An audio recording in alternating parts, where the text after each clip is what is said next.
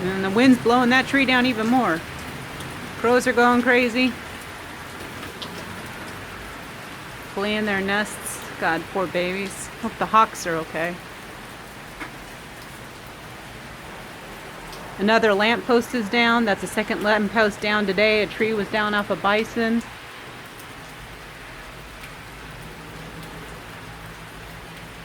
See the drops of wind flying right by the phone.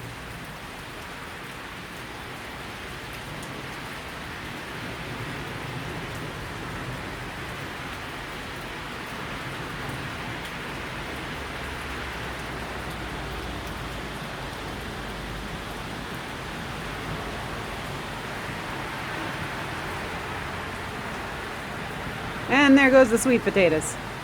Or yams. Not sure which those leaves are. Ooh, here comes the winds.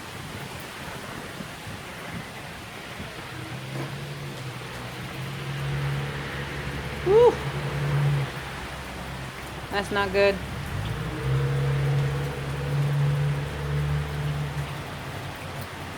Last time it was as bad over here, we got flooding in the house.